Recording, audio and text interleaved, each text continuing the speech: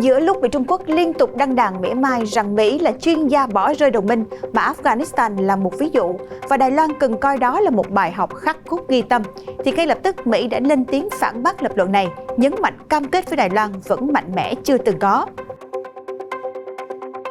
Cộng đồng mạng Trung Quốc mỉa mai Taliban tiếp quản Afghanistan còn suôn sẻ hơn chuyển giao quyền lực của Tổng thống Mỹ.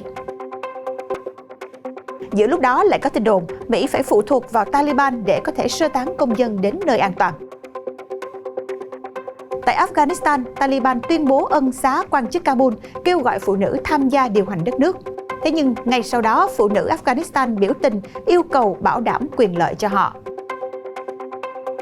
Phó thủ lĩnh Taliban trở về Afghanistan sau 20 năm. Anh công bố kế hoạch tiếp nhận 20.000 người tị nạn Afghanistan. Facebook chặn các tài khoản WhatsApp có liên quan đến Taliban. Các thông tin đáng chú ý khác, Giáo hoàng Francis kêu gọi cả thế giới tiêm vaccine ngừa Covid-19. Nhật Bản kháng nghị vấn đề Takeshima rút đô với Hàn Quốc. Một start-up của Mỹ muốn hồi sinh dịch vụ máy bay siêu nhanh. Quý vị đang theo dõi FBNC Thế giới hôm nay. Xin kính chào quý vị, mời quý vị bắt đầu theo dõi thông tin chi tiết của bản tin FBNC Thế giới hôm nay. Mới đây, Cố vấn An ninh Quốc gia Nhà Trắng ông Jake Sullivan đã nhấn mạnh rằng cam kết của Mỹ đối với Đài Loan vẫn mạnh mẽ chưa từng có. Phát biểu này của ông Sullivan được đưa ra trong bối cảnh truyền thông nhà nước Trung Quốc đang liên tục cho rằng Đài Loan sẽ là đối tượng tiếp theo mà Mỹ sẽ bỏ rơi sau Afghanistan. Trong bối cảnh chính phủ Afghanistan sụp đổ nhanh chóng sau khi lực lượng Mỹ đột ngột rút quân, các phương tiện truyền thông nhà nước Trung Quốc, chẳng hạn như Global Times vào ngày thứ Hai 16 tháng 8, bắt đầu đăng tải một loạt các bài xã luận, tuyên bố rằng Đài Loan sẽ bị Mỹ bỏ rơi trong trường hợp bị Trung Quốc tấn công. Vào hôm 17 tháng 8, người phát ngôn văn phòng lãnh đạo Đài Loan Kolas Yotaka đã bác bỏ những ý kiến về vấn đề này. Trong cuộc họp báo hôm thứ Ba, Cố vấn An ninh Quốc gia Mỹ ông Jake Sullivan đã được yêu cầu trả lời những lo ngại của người Đài Loan hoặc những nơi khác lo sợ rằng Mỹ sẽ bỏ rơi họ trước sự xâm lược của Trung Quốc. Ông Sullivan đáp lại bằng cách nhấn mạnh rằng các cam kết của Mỹ với các đồng minh và đối tác của họ là bất khả xâm phạm và luôn luôn như vậy. Cụ thể, ông Sullivan nói rằng cam kết của Mỹ đối với Đài Loan vẫn mạnh mẽ như trước đây. Một phóng viên sau đó đã yêu cầu thư ký báo chí Nhà Trắng Jen Psaki bình luận về tuyên bố của Trung Quốc khi nói đến Đài Loan, rằng Mỹ sẽ không giúp đỡ nếu chiến tranh nổ ra. Bà Psaki đáp lại, "Chúng tôi luôn sẵn sàng giúp đỡ Đài Loan. Điều này được nêu trong thỏa thuận quan hệ Đài Loan và có khá nhiều công dân Mỹ vẫn đang sống ở Đài Loan." Và theo một bài đăng trên Twitter của ông Hồ Tích Tiến, tổng biên tập Global Times, đề cập đến cuộc hỗn loạn hồi tháng 1 tại Quốc hội Mỹ khi đám đông ủng hộ cựu Tổng thống Donald Trump tràn vào tòa nhà Quốc hội và buộc các nghị sĩ phải sơ tán. Ông viết, người dùng mạng xã hội Trung Quốc đang nói đùa rằng quá trình chuyển giao quyền lực ở Afghanistan thậm chí là còn suôn sẻ hơn là quá trình thay đổi Tổng thống ở Mỹ. Người dùng mạng xã hội Trung Quốc đang chế giễu rằng việc Taliban tiếp quản Afghanistan còn suôn sẻ hơn chuyển giao quyền lực của Tổng thống Mỹ. Tổng thống Afghanistan Ashraf Ghani rời đất nước chạy đến Tajikistan hôm 15 tháng 8 mà không có người tiếp quản quyền lực để các tay súng Taliban dễ dàng tiến vào thủ đô. Những hình ảnh trên mạng xã hội cho thấy các tay súng Taliban đứng sau bàn làm việc trong phủ Tổng thống. Một số người dùng Weibo cũng chế giễu việc Tổng thống Joe Biden và ông Trump đổ lỗi lẫn nhau khi để Taliban nhanh chóng tiếp quản các thành phố lớn của Afghanistan. Thưa quý vị, trong một cuộc họp báo, Cố vấn An ninh Quốc gia Jake Sullivan đã cùng với thư ký báo chí Nhà Trắng Jen Psaki trả lời các câu hỏi về sự thất bại của việc rút quân khỏi Afghanistan, dẫn đến việc Taliban tiếp quản đất nước rất nhanh chóng. Liên quan đến việc sơ tán công dân, ông Sullivan nói trong cuộc họp báo rằng Taliban đã thông báo với Mỹ rằng họ đã chuẩn bị các lối đi an toàn cho công dân đến sân bay và Mỹ dự định sẽ khiến họ phải thực hiện cam kết đó. Về việc sơ tán công dân Mỹ khỏi Afghanistan, Cố vấn An ninh Quốc gia Jake Sullivan nói trong cuộc họp báo với thư ký báo chí Nhà Trắng Jen Psaki rằng Taliban đã thông báo với Mỹ rằng họ đã chuẩn bị các lối đi an toàn cho công dân đến sân bay và Mỹ dự định sẽ khiến họ phải thực hiện cam kết này. Cũng trong cuộc họp báo, bà Psaki và ông Sullivan đều từ chối cam kết giữ quân đội Mỹ tại Afghanistan trước thời hạn ngày 31 tháng 8. Hàng ngàn công dân Mỹ vẫn ở Afghanistan chờ để được sơ tán. Trong một diễn biến khác, Bộ Ngoại giao đang yêu cầu người Mỹ ở Afghanistan trú ẩn tại chỗ cho đến khi họ nhận được tin từ đại sứ quán. trong bối cảnh tình hình an ninh ở thủ đô Afghanistan không thể dự đoán được. Và quay lại với tình hình Afghanistan, vào ngày 17 tháng 8, phát ngôn viên của Taliban, ông Zabiullah Mujahid cho biết trong một cuộc họp báo đầu tiên rằng phong trào này đã ban hành một lệnh ân xá chung cho tất cả các quan chức chính quyền Afghanistan và kêu gọi họ hãy yên tâm bắt đầu cuộc sống bình thường. Ông cho biết thêm Taliban cam kết tôn trọng niềm tin tôn giáo và các giá trị tinh thần của tất cả người dân Afghanistan. Bên cạnh đó, vị phát ngôn viên còn nhấn mạnh Taliban cam kết cung cấp cho phụ nữ trong nước tất cả các quyền mà Sharia, nghĩa là luật Hồi giáo, đã cung cấp cho họ, đồng thời đánh giá cao vai trò của phụ nữ trong xã hội. Mới đây, phát ngôn viên của Taliban, ông Zabiullah Mujahid cho biết người Afghanistan đã làm việc cho Mỹ và các nước thuộc Tổ chức Hiệp ước Bắc Đại Tây Dương NATO khác sẽ được đảm bảo an toàn và có thể ở lại Afghanistan. Ông Mujahid nói, chúng tôi sẽ đảm bảo sự an toàn của tất cả những người đã làm việc với Mỹ và các đồng minh của Mỹ với tư cách là phiên dịch viên hoặc ở các vị trí khác. Với tài năng và kỹ năng của họ, chúng tôi không muốn họ rời khỏi đất nước, chúng tôi muốn họ phục vụ quê hương. Theo ông Mujahid, Taliban đã ban hành một lệnh ân xá chung cho tất cả quan chức chính quyền Afghanistan và kêu gọi họ hãy yên tâm bắt đầu cuộc sống thường ngày. Ông cho biết thêm, Taliban cam kết tôn trọng niềm tin tôn giáo và các giá trị tinh thần của tất cả người dân Afghanistan. Bên cạnh đó, ông cam kết cung cấp cho phụ nữ trong nước tất cả các quyền mà Sharia, nghĩa là luật Hồi giáo, đã cấp cho họ, đồng thời nói thêm rằng Taliban đánh giá cao vai trò của phụ nữ trong xã hội. Ông nói thêm, hiện nay cơ cấu chính phủ vẫn chưa rõ ràng, nhưng kinh nghiệm cho thấy cần có một ban lãnh đạo Hồi giáo hoàn toàn và tất cả các bên nên cùng tham gia. Theo truyền thông địa phương, là một nhóm người phụ nữ đã tụ tập tổ chức một cuộc biểu tình ở thủ đô Kabul, Afghanistan, trong bối cảnh phiến quân Hồi giáo Taliban đã chiếm được quyền kiểm soát khu vực này vào cuối tuần trước. Họ giơ cao những biểu ngữ và hô vang khẩu hiệu yêu cầu bảo đảm quyền phụ nữ, nhưng e ngại rằng thời kỳ đen tối đối với họ dưới quyền cai trị của Taliban sẽ trở lại sau 20 năm. Trong cuộc họp báo mới đây là mặc dù Taliban đã thể hiện một thái độ mềm mỏng hơn khi họ biết muốn có một mối quan hệ hòa bình với các nước khác, cũng như sẽ tôn trọng các quyền của phụ nữ trong khuôn khổ của luật Hồi giáo. Thế nhưng, phụ nữ Afghanistan lại bày tỏ sự hoài nghi trước lời tuyên bố của Taliban.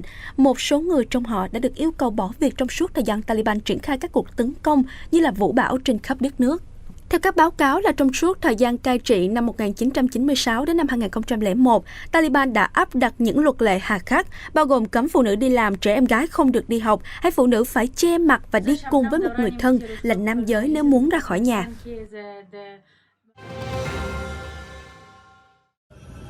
Trong bài đăng trên Twitter, ông Mohammad Naeem Wadat, phát ngôn viên văn phòng chính trị của Taliban, xác nhận rằng ông Mullah Abdul Ghani Baradar, người đồng sáng lập kiêm phó thủ lĩnh Taliban, đã hạ cánh xuống sân bay ở thành phố Kandahar.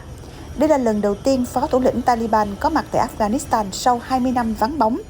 Trước đó, một nguồn tin tiết lộ ông Baradar cùng một số thành viên cấp cao của Taliban đã khởi hành từ thành phố Doha ở Qatar để đến Kandahar, thành phố lớn thứ hai Afghanistan và là nơi khởi nguồn của Taliban, đóng vai trò thủ phủ trong lần đầu tiên nhóm này nắm quyền vào thập niên 1990.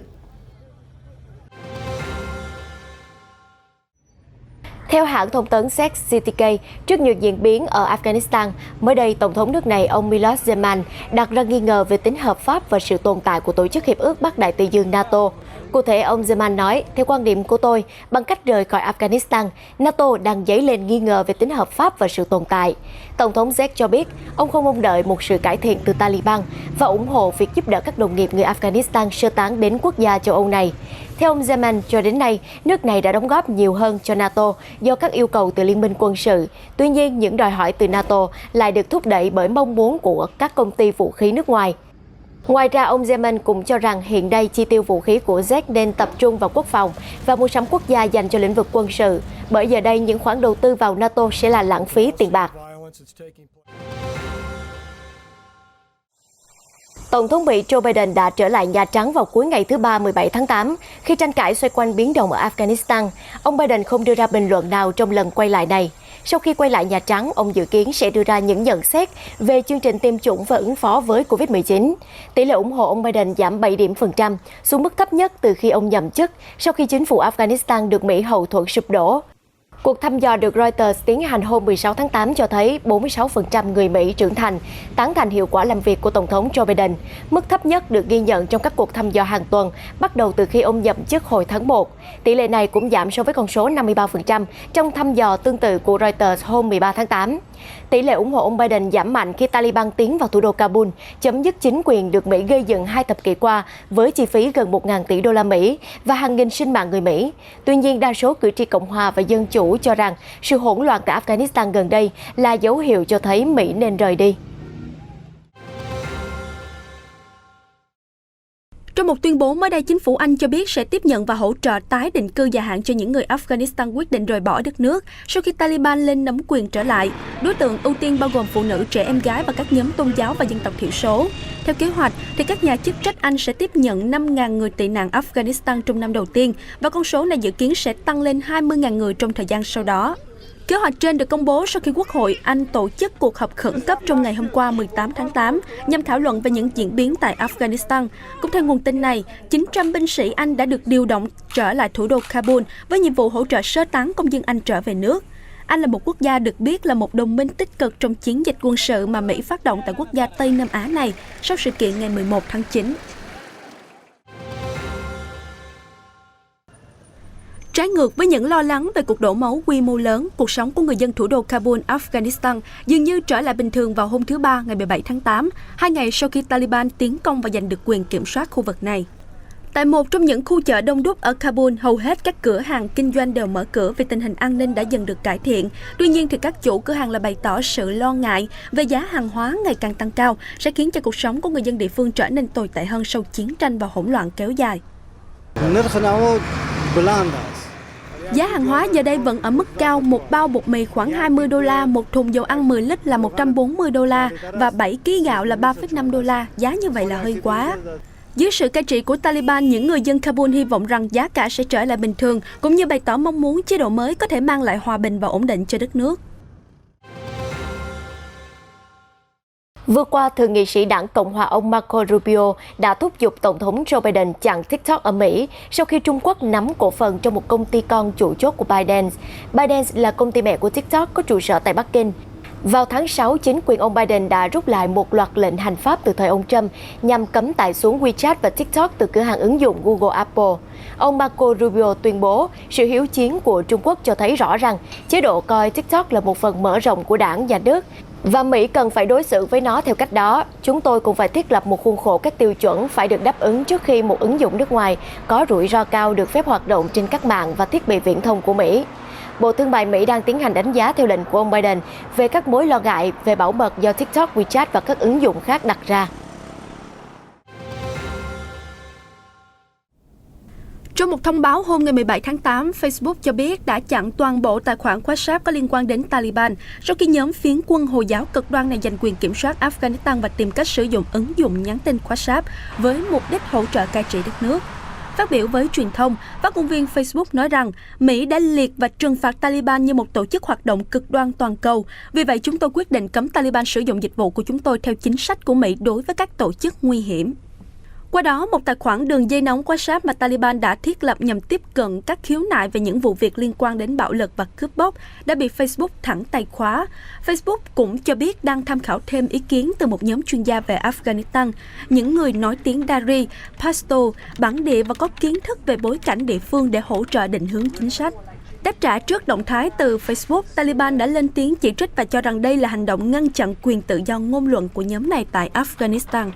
Trong khi đó, hiện Taliban cũng đã bị các nhà chức trách Mỹ đóng băng mọi tài sản tại Mỹ cũng như là cấm người dân của mình thực hiện các giao dịch với nhóm này.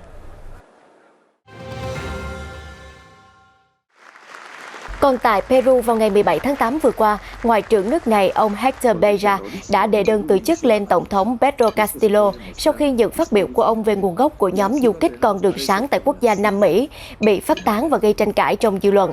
Hồi đầu năm, ông Beja phát biểu trong một cuộc họp trực tuyến rằng nhóm con đường sáng là sản phẩm của Hải quân Peru và Cơ quan Tình báo Trung ương Mỹ CIA.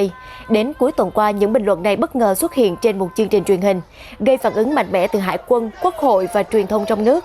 Bộ Ngoại giao Peru ra thông cáo giải thích rằng những bình luận của ông Beja đã bị cắt ghép, trích dẫn ra khỏi nội dung để gây nhầm lẫn cho dư luận, hạ thấp uy tín của nhà ngoại giao này. Vào ngày 18 tháng 8 vừa qua, Đức Giáo hoàng Francis đã kêu gọi cả thế giới tiêm chủng ngừa COVID-19. Trong một bài phát biểu được ghi hình từ trước, ông nói: "Nhờ ơn Chúa và nỗ lực của nhiều người, giờ đây chúng ta có vaccine để bảo vệ sức khỏe khỏi COVID-19. Vaccine mang lại hy vọng chấm dứt đại dịch, nhưng chỉ khi cả thế giới cùng nhau làm việc này. Vaccine được phổ biến rộng rãi ở các quốc gia phát triển, tuy nhiên sự ngờ vực và do dự đối với việc tiêm chủng vẫn còn hiện hữu, khiến cho biến thể Delta càng có nguy cơ lây lan mạnh hơn. Ngược lại, các quốc gia nghèo hơn vẫn không được tiếp cận với nguồn cung cấp vaccine quy mô lớn. Các chuyên gia y tế đã cảnh báo rằng các biến thể nguy hiểm có thể trỗi dậy nếu virus vẫn tiếp tục được lây lan và nhiều người vẫn chưa được tiêm chủng." Giáo hoàng đã tự mình tiêm vaccine vào tháng 3 và cho rằng đó là một nghĩa vụ đạo đức. Liên quan đến tranh chấp quần đảo giữa Nhật Bản và Hàn Quốc, mới đây Bộ Ngoại giao Nhật Bản cho biết đã kháng nghị lên chính phủ Hàn Quốc về việc một nghị sĩ thuộc đảng đối lập lớn nhất là đảng Sức mạnh Quốc dân và một số thành viên khác đã đến khu vực quần đảo Takeshima Dokdo. Đây là lần đầu tiên một nghị sĩ Quốc hội Hàn Quốc đến quần đảo Takeshima Dokdo kể từ tháng 8 năm 2019. Bộ Ngoại giao Nhật Bản đã kháng nghị lên chính phủ Hàn Quốc trước khi nghị sĩ này tới khu vực đang có tranh chấp giữa hai bên, yêu cầu không thực hiện chuyến thăm này, nhưng chuyến thăm vẫn diễn ra. Với lý do đó, Bộ Ngoại giao Nhật Bản yêu cầu Hàn Quốc không thực hiện những chuyến thăm như trên trong tương lai, tái khẳng định quần đảo Takeshima là lãnh thổ cố hữu của Nhật Bản dựa trên tham chiếu của cả sự thật mang tính lịch sử và luật pháp quốc tế. Việc nghị sĩ Hàn Quốc đến Takeshima là một điều không thể chấp nhận được và vô cùng đáng tiếc. Trong nhiều năm qua, Nhật Bản và Hàn Quốc đều phái những đoàn viếng thăm quần đảo Takeshima Dokdo, gây tranh cãi liên tục giữa hai bên. Sách trắng Quốc phòng Nhật Bản năm 2021 đã đề cập tới vấn đề này và phê phán những hoạt động của Hàn Quốc tại đây. Tuy nhiên là sau đó Hàn Quốc đã phản bác lại và cho rằng Nhật Bản tiếp tục khiêu khích về vấn đề đảo Takeshima Dokdo trong sách trắng Quốc phòng và quần đảo này thuộc lãnh thổ của Hàn Quốc.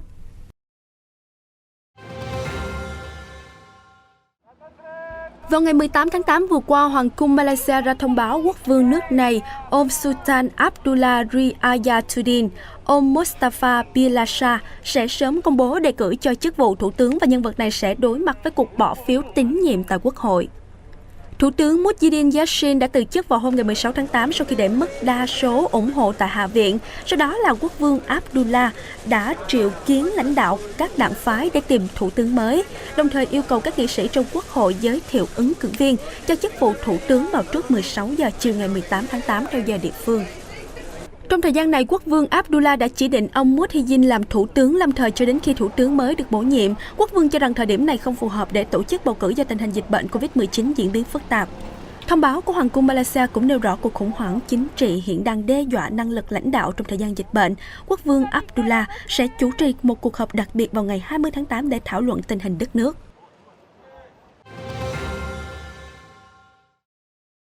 Truyền thông địa phương đưa tin tòa án quận Taganskaya thuộc thủ đô Moscow, Nga mới đây đã đưa ra 5 án phạt tổng cộng 190.000 đô la đối với tập đoàn công nghệ Google vì vi phạm các quy định của Nga về nội dung bị cấm có liên quan đến hành vi cực đoan, khuyến khích sử dụng chất cấm hay làm hại thân thể. Quyết định trên được cơ quan tư pháp Nga đưa ra trong bối cảnh bất đồng giữa Nga và các công ty Big Tech ngày càng gia tăng khi quốc gia này thường xuyên có hành động pháp lý với các ông lớn truyền thông xã hội, được xem như là động thái nhằm gây áp lực buộc các công ty công nghệ nước ngoài phải mở văn phòng tại Nga. Trong suốt một năm qua, thì Nga liên tục giáng những khoản phạt hành chính vì nhiều lý do đến từ việc không xóa nội dung mà Moscow cho là bất hợp pháp. Trong khi đó, Google cũng bị tòa án Moscow lệnh buộc phải mở các tài khoản YouTube của Shadcraft TV, một kênh về chính thống giáo thuộc sở hữu của ông Konstantin Malofy, người đang chịu các lệnh trừng phạt tài chính từ Mỹ và EU. Một phiên điều trần kháng cáo liên quan tới vụ việc dự kiến diễn ra vào ngày 20 tháng 9, sau khi Shadcraft TV từ chối đàm phán với Google, công ty sở hữu YouTube. Chuyển sang một tin tức về công nghệ, mới đây, Pulse Supersonic, một công ty khởi nghiệp hàng không vũ trụ của Mỹ, đã chia sẻ hy vọng sẽ hồi sinh dịch vụ máy bay siêu thanh qua Đại Tây Dương bằng chiếc máy bay Overture của hãng. Đây là điều mà chưa công ty nào làm được kể từ khi chiếc SST Concorde của British Airways và Air France được bay vào những năm 1970. Overture sẽ đưa 65 hành khách băng qua các đại dương với tốc độ gấp đôi bất kỳ chiếc máy bay hiện nay. Overture dự kiến sẽ đưa hành khách từ New York đến London, Chỉ trong hơn 3 giờ rưỡi, từ New York đến Frankfurt trong 4 giờ và từ San Francisco đến Tokyo chỉ trong 6 giờ. Công ty cũng có kế hoạch động thổ xây dựng nhà máy Over2 vào năm 2022 với các máy bay rời dây chuyền lắp ráp vào năm 2025. Tiếp theo là các chuyến bay chở khách đầu tiên vào năm 2029.